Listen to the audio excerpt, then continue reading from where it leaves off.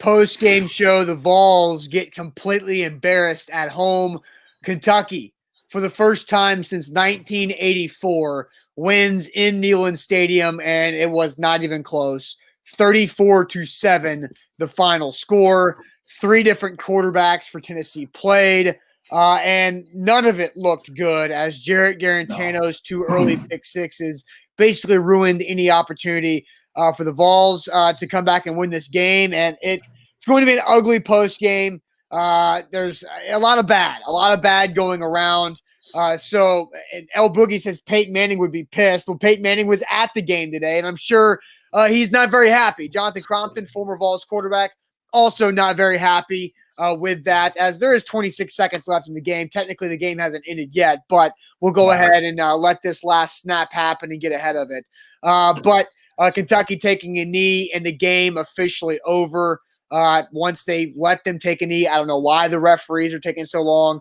But A to Z Sports, our Big Orange halftime and post-game shows are brought to you by BioPure Music City, changing the standard of clean, a great disinfectant service that you should get in your home or in your business. Your consultation is free at 615-635-0555, EPA regulated and proven to kill the coronavirus. Also by ashbusters.net, Ashbusters Chimney Service, your sweeping, inspection, and masonry experts. Before you light that fire in your chimney and fireplace for the first time this cold season, have Ashbusters out to your home. So Jonathan Crompton, I mentioned it's the first time Kentucky's won in Neyland Stadium since 1984. I'm not going to ask you what you were doing in 1984 because I don't think you're alive. I wasn't either.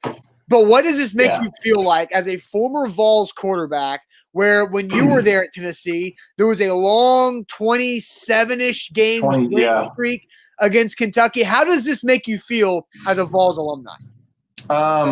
One way I can describe it in the recruiting process, Tennessee does not lose to Kentucky. That's the standard. It does not happen. That's not what we do.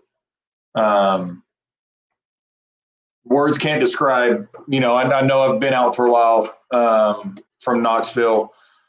But words can't describe the emotion that, I try to not to use this word lightly, but like the rage. I mean, dude, no offense to Kentucky players because they're a good team and what they've done there is unprecedented for Kentucky. But dude, it's freaking Kentucky. Mm-hmm. We do not lose to Kentucky, especially at home. I don't care that it's a COVID year. I don't care that you can only have 20 or 25% capacity. I don't care about all that crap. This is unacceptable. That's just bottom line. I'm trying to use my words wisely. Yeah, you know what I mean? It's very upsetting. We do not lose to Kentucky. That is the standard. And Vanderbilt. My freshman year, when we were redshirted after having season-ending surgery, we lose to Vandy and Jay Cutler. That does not happen. It doesn't. And especially at home in this freaking manner. I mean, just getting routed in the second half, it's garbage. That's the nicest way I can put it. Absolute freaking garbage. And absolutely embarrassing for the entire program. I mean, this is beyond unacceptable. And you feel like we talked about this at halftime, is that the Tennessee defense came out to play. The Tennessee defense had juice, and then the Tennessee offense sucked all the juice out of the Tennessee defense. And we're going to talk about Jarrett Garantano. We're going to talk about Jeremy Pruitt. But I honestly believe the game was lost the first time Tennessee went 3-and-out in the second half. That's when the game – It didn't help. It did. It sure as hell didn't help. Because the Tennessee defense needed to see – it was actually lost, but it's the fact of as soon as we go 3-and-out and then we give up that drive, that's when you're like, oh, crap. Like, are you kidding? Our defense – dude, we talked about it at halftime. Eric Gray had more yards rushing than their whole offense. And then they just come out of freaking nowhere. Dude goes 12 of 15. I know he only threw for 101. Right. Since when do we allow a quarterback like Wilson to go 12 of 15? Oh, wait, why don't we stop the slant route inside? Any second and medium or third, and I got to have it, they're running slants, double slants to the field every time. Stop the goddamn slants. Play inside leverage. Play 2-man with a spy on a quarterback that can run. Now you've covered your inside. Make him make the throws that he cannot make outside. Like, I don't understand at what point do we start doing in-game adjustments? I mean, I know that some of these things that I say sometimes, I know the motion gets the best of us, but God almighty, this is ridiculous. You know that if they've got a tight end unattached and we're playing outside leverage, they're going to stand up and throw them an inside pop route on 3rd and 4. It's not that hard. It gets to, and I keep texting you in the game, hey, when are we going to stop the slant? Yeah, never. When are we going to stop the slant? Right. And so here's what I'm frustrated, and then I'll read some comments here. Because we got a lot of comments coming in, a lot of people watching the show. A to Z Sports Big Orange Postgame Show with Jonathan Crompton, former Vols quarterback. I'm Austin Stanley with A to Z Sports. I think Jeremy Pruitt looked so bad in this game. I saw zero leadership from Jeremy Pruitt. Ramel Keaton kicking a guy in the groin after getting stopped behind the line. What are you doing? And I don't know if Keaton ever played another snap of the rest of this game. If he did, I would have serious issues with Jeremy Pruitt. Well, let's go off that real fast. Where did Pruitt come from? Let an Alabama player do that and watch the cameras go straight to Nick Saban and watch what he does. You're going to visibly see the disciplinary actions instantly. That kid will never touch the field again. The rest of that day, doesn't matter who you are, you do not do that at Alabama. What the hell has Alabama done? Why can't we're Tennessee? We got to have that same standard if we're wanting to be what we say we are. Your kid kicks somebody in the groin, dude, you're done. Get out. I don't care if you go to the locker room. I don't care what you do. You're not playing again for me. Right? As sure as hell not this game. Probably not next week, because you're going to learn there are consequences to your actions. We don't set that standard. That's what pisses me off. Well, and I think everybody watching this show is absolutely furious at Jeremy Pruitt. This team is mentally weak, and this makes Jeremy Pruitt look like an unorganized head coach. That's how I feel like Jeremy Pruitt is right now, because there's penalties on special teams that kill you. There's multiple unsportsmanlike penalties on the bench and Keaton. The defense is gassed because they get let down by their offense every time. The offensive line is picked to be this God almighty offensive line in the SEC and how they can move mountains and push people around, but they can't block anything off the edge in pass protection. And Jim Chaney, like, I know he's your guy, but how many times, it is what it is. How many times did Jim Chaney, especially on that Ramel Keaton play, Eric Gray gained 6 yards on first down, and you throw this awful, slow-developing screen to the outside where a tight end can't block to save his life, and you lose 4 yards, and now it's 3rd and 10, and you're toast.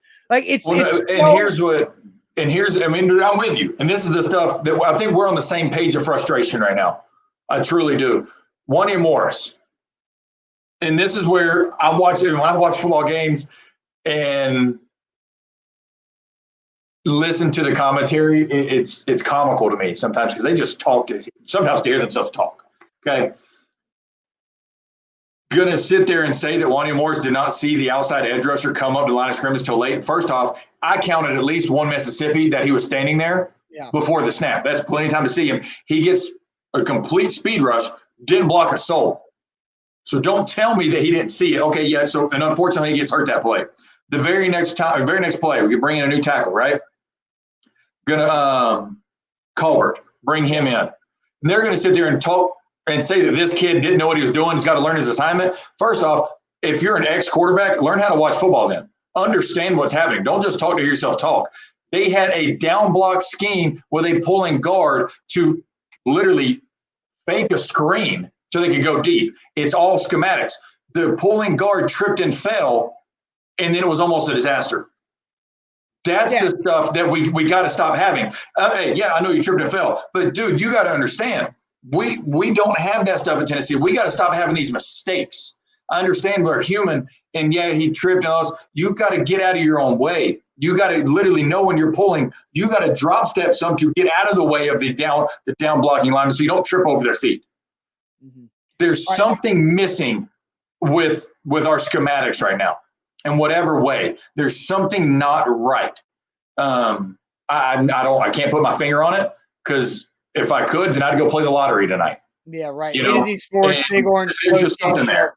Yeah, Big Orange post-game show. How does this loss to Kentucky make you feel as a Vols fan? I see Kenny says Facebook needs a thumb down button. That's how you feel. They have an angry button, so you can push the angry reaction there. Mike says JG is cooked. Thanks for coming. Thanks for 2 good games against Auburn and Mizzou. Go transfer and back up somewhere else. Start someone else and close this chapter of quarterback play. I mean, like the thing is, Jarrett Garantano, it's his 5th year. And right now, I think Jarrett Garantano is who he is. But the most frustrating thing about Jarrett Garantano is that he is still the best quarterback on this roster right now. And now I am no longer pissed off at Jarrett Garantano. I'm frustrated by the situation, but now I'm starting to really question the offensive coaching staff. And Chris Winkie has been there for 3 years. You're stealing my thunder, man. I was just about to bring that up. Then I'll let you do it. I'll let you do it here in a second. No, it's just funny how we're on the same page with all of this. Well, I'll let you go in a second because you played quarterback in the SEC. You know exactly what you're talking about here. But first, let me tell you guys about Ashbusters Chimney Service, ashbusters.net. Your chimney experts, sweeping inspections and masonry before you light that fire in your fireplace this fall and winter. Make sure you have Ashbusters come out to your home to make sure everything's in shape, everything looks good before you light that fire. If you want custom work, they do amazing work here in Nashville and in East Tennessee at ashbustersknoxville.com. Here live on the Big Orange post-game show. So Jonathan Crompton, I'll let you go now because I think. Well, no, I think I'm not trying to take the mic. I'm just trying. My thing is at the end of the day, look around the SEC. Look at other programs, and this is no disrespect to Kentucky at all. But in my mind, it's Kentucky. When you think Tennessee and you think Kentucky, it's a total.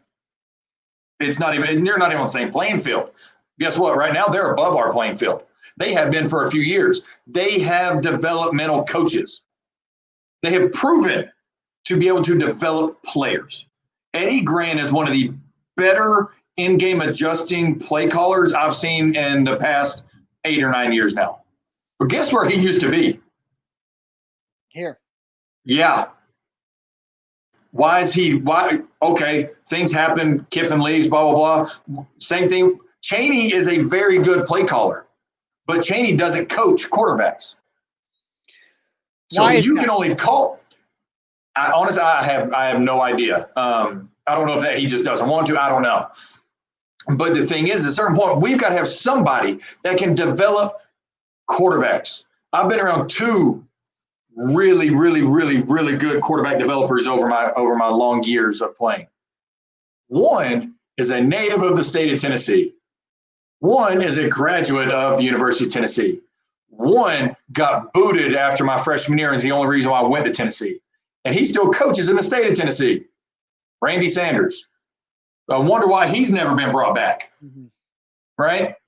What he did with the time he was at Tennessee developing quarterbacks and play calling.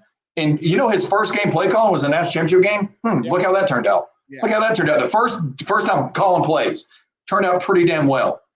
Right? And then obviously Lane Kiffin for what he's done over his tenure. Those 2 are 2 of the best quarterback developers I've ever been around. At a certain point, we got to do something because we're not getting the development we need. And what I saw from Bailey today, I'm not going to judge him off of that whatsoever. He was in for 1 drive, game's over, means nothing. Hell of a ball on the sideline. Throw it up there where nobody can get it. Great ball. But I'm not going to judge him off of anything with that. Because it literally means nothing at this point. He got 4 throws. And at this point, a meaningless into the game. What that does show me, though, is that at this point, anything's up for grabs this week. Anything. When it comes to the competition going into the Bama week. Something's got to give, though. We've got to either get somewhere down the road trying to develop quarterbacks, and not just quarterbacks, but the offensive schematics with what we're trying to do. There's too many, we're going to go here, then randomly here, then here. We got to do what we do well, but we got to find what the hell we do well.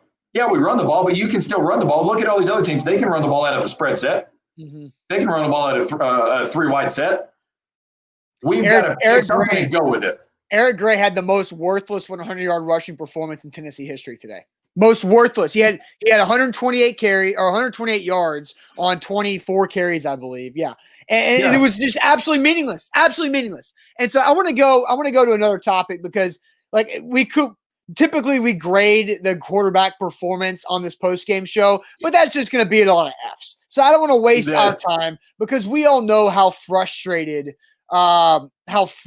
everybody watching the show is with Jarrett Garantano. That's a waste of our time to do that. But I want to simply ask you guys, who do you blame the most? Because we've talked about how this feels. It's embarrassing if you're a Tennessee fan. It's embarrassing if you're Vols alumni to watch Tennessee get run off their own field by Kentucky 34-7 in this game today. But who do you blame the most? Because I'm pissed off. I'm furious about this. I'm sure you guys are too. Who do you blame the most for this loss? But first, let me tell you guys about BioPure in Music City, a great disinfectant and disinfectant services company here in Nashville, Tennessee. They're EPA registered and regulated and proven to kill the coronavirus and the flu. Hospital-grade disinfectant, no harmful residue on your surfaces, or it's safe on your electronics, safe on your office equipment, safe for your pets. You can get a free consultation by calling BioPure Music City at 615-635-0555 or by going to biopureservices.com. BioPure Services, great disinfection. You need it for the coronavirus and the flu coming up this season. So, Crompton, I'll let you start. Who do you blame the most for this loss at Kentucky today? I hate to do it 2 weeks in a row. I got to go Pruitt. It starts at the top. It always will. I said it Thursday. Depending on how the first quarter and the first two drives of the second quarter go determines what happens. He pulled the quarterback after the second drive of the second quarter, exactly how it said he would. And he gives the kid one play, an atrocious decision, and then goes back. I mean, are we trying to be – we don't have the quarterbacks that Steve Spurrier had at Florida in the late 90s, early 2000s, and the Rex Grossman era where they could play quarterback carousel because everybody was really good. Mm-hmm. We don't have that luxury right now.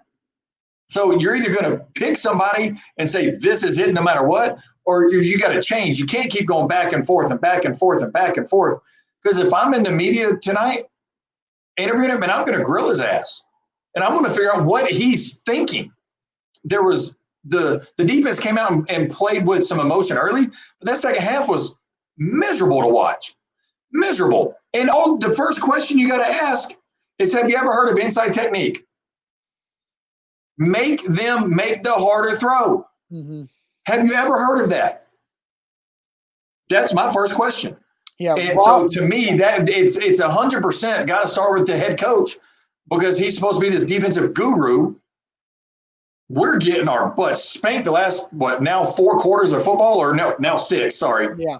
Football, what is it, 50 or 60 something to 7?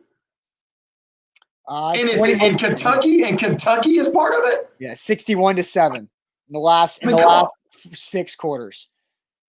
Really bad. Really so bad. To me, it's a no-brainer. It starts with the head coach. Something's got to give here. I know we gave him an extension, and I said it was a good extension at the time, but maybe I spoke too soon. I'm not saying we run him out of town, but we got to have some results. The extension was for recruiting, and we know that. And that's all. But it did. But if I'm a recruit and I see Kentucky beating the hell out of us, what am I going to consider? Yeah, that's where I was going to go next. So Joe Garland Wade says he's blaming Pruitt and the quarterback coach, who is Chris Winkie, in this situation. Let's see. Mikey says Pruitt takes the blame but doesn't change anything. Yeah, the adjustments I have not seen from Jeremy Pruitt. And the simplest thing is, stop the slant, adjust to the slant, play inside out. Make a quarterback that can't throw the ball outside, throw the ball outside. Exactly. Brandon says Pruitt is not a quality head coach, it seems. Let's see. Ricky says, I'm sorry, there's a lot of comments coming in. Alan says, this is on Pruitt, his mismanagement of Jarrett Garantano combined with all the mental mistakes. That's coaching and falls on the head coach. You don't lose to Kentucky. And I don't know how you feel about this, and obviously I'm just assuming this. This is not based on any information. I'm just speculating based off of what I saw today with my eyes on my TV, watching Tennessee get boat raced and embarrassed by Kentucky 34-7. the team gave up in the second half. This game was over after Tennessee. Yeah. I guarantee, like the backbreaker was Jarrett Garantano sacked and fumbled on second down on the second possession of the third quarter. That's when it was broken. But I thought they lost the game, Crompton, by the third down where they did not get it on the first possession of the third quarter, and it was 4th and 1. And how many times have we seen Jeremy Pruitt say, we're going to go get that first down, and what do? He punted the football. After that, I said, this is it. They don't care. The defense has no juice. The defense has no confidence in the offense to help him out at all. And the quarterback had no confidence in his offensive line to pick up a fourth down. He has no confidence in any quarterback to do anything competent out there on the field. And now you see a holding on a kickoff return that gets them bounced back deep in their own territory. You see a chop block that costs them 15 yards. Ramel Keaton, it was about to be a 3rd and 10, but Ramel Keaton kicks a player in the groin, and now it's 3rd and 25. That's not even close. And this head coach lost control of his team, and the team lost their fight. And I don't know what to expect from this team the rest of the year. I will say this. I've been a part of a team that the head coach loses. 2005. I've been a part of it. I understand what happens when there's no disciplinary actions for anything that you shouldn't have done. I've witnessed it. I can tell you to a T that you're right. I'm not saying he's lost it for sure, like gone, but he lost them today. No questions asked, because we come out there, and I was going to touch on it, and you hit the nail on the head. It's like we've been on the same wavelength all game today, because you go for it on how many fourth downs? Not just today, but just in general. And you got to get momentum going, and it's 4th and 1, and you just don't go for it. How about this? Here's the stat. I think I remember this correctly. So coming into this game, because I remember Tom Hart saying in the broadcast, coming into the game, they were 6 for 8 on 4th down. And they did it twice. They had the run to Gray and the slant to Johnson. So they were 8 of 10 on 4th down for the season, and they punt the ball on 4th and 1, down 17-7 with an opportunity to win the game. Jeremy Pruitt lost it there. That's You're right. 80. What other team can say I'm 80% on 4th down? First off, that shows the balls to go for it, and I love it. But then the time you truly need it, you don't do it. Yep. You don't do it, because if you get it there and you just, even if we don't score on that drive, but you extend that drive for 3, 4, 5 more minutes. Yeah. Yep.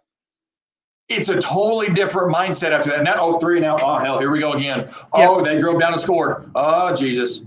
Oh, and sack fumble. Here we go again. And exactly. At that point, it's like, all right, screw it, whatever. And then you can start seeing guys at that point playing not to get hurt.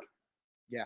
Because, it's I hate to say it, but today it was atrocious. Man, that was some of the most unfun football to watch in my mind, because there at a certain point, there's just, like I said on Thursday, I mean, you got somebody, so I don't care what position you play, somebody's got to go in there and it not be fake and take control. And I don't care if it's a players only meeting or something, and just pour your heart out and say, guys, what the hell are we doing? If you don't want to be here, get out. This is not Tennessee football. Get out of this room if you don't want to be here. No harm, no foul. We'll love you down the road, but I don't want you in this room today. Until somebody's got the nuts to do that, because the coaching staff obviously there's a disconnect between the players and coaches. It all looks fun and great and dandy on the recruiting films. But when you get behind closed doors, there's obviously something going on right now. And like I said, if I can put my finger on it, I'd go play the lottery tonight. But until a player comes in there that has, like easy way to say it, you got to have some nuts. It's not easy to stand in front of your peers and call them out, including yourself, though, because nobody is exempt. Until that happens, then this ain't going to change. We're going to keep going week to week going, damn, this would have been nice. Oh, if we could have done this. Oh, we could have done that. Tennessee football is not coulda, shoulda, woulda. We're supposed to be, for years and years of, no, we don't want to play those guys. They're going to hit you in the goddamn mouth. They're going to hurt you. They're going to put the ball wherever they want to put it, and they're going to do it, and you know they're going to do it. Now we're that team that everybody goes, hey, you play Tennessee? That's a win. Yeah. Oh, that's a win. How I spoke about Kentucky is what people are starting to talk about us about. And it's frustrating because that's not what Tennessee is. There is a disconnect that's got to be changed in some way, shape, or form. Bobby says, 61 years old, seen a lot of Tennessee football. What kicks me in the boys is the broad perspective of issues that still exist without correction or vast improvement. One of the worst losses. I think Bobby nails it. I mean, this is it's like it keeps happening over and over and over, and demoralizing this fan base. It's this loss to Kentucky 34-7. And look, yeah, you could say Kentucky could be 4-0 right now, but that's not a very good football team. Like they've got a solid defense, but they're not that great of a football team. No. Tennessee gave up after it basically shot itself in the foot 4 times in the first half. And then I can easily go over the first 3 possessions of the game of the second half of the offense and tell you how poor this was. 1st and 10, Eric Gray, no gain. 2nd and 10, 8 yards. 3rd and 2, gained 1 yard. That's that 4th and 1. They should have gone for it, but they punted the football. 1st and 10, the next possession. Guess what? Ty Chandler picks up 10 yards on 1st down and gains the 1st down. Then that's when the Garantano sacked by Jordan Wright was a loss of 9 yards. Wanye Morris got hurt. After that, pass for 1 yard, then run for 1 yard. They punt on 4th and 17. And then the other 3 and out, Eric Gray run for 6. Ramel Keaton screen, loss of 3 plus the penalty, minus 14 more yards, and it's toast. It's over at that point. That was it. Yeah. The only other drive outside of what I just told you guys was Harrison Bailey's drive when the game was already 34-7 and it was over. So the Tennessee offense sucked away any juice from the Tennessee defense by their first 2 possessions in that second half. It was over. Yeah, that's the easiest way to put it. This next week is going to be a long week in Knoxville. We'll say Absolutely. That. It just because everybody, obviously, we have some of the most passionate fans sometimes, or every fan of every team at every level can go overboard. We all know that. That's called being human. But this is our expectation is a lot higher than a Vanderbilt or, a Houston, or South, whoever. For a long time, everybody knew on a week-to-week basis who Tennessee played and what the outcome was. We've got to do something different. Something like I said, if I could put my finger on it, I'd play the lottery tonight. Something's got to change in some way, shape, or form, whether it's a players only meeting. I understand coaches are coaches for a reason, and I get that.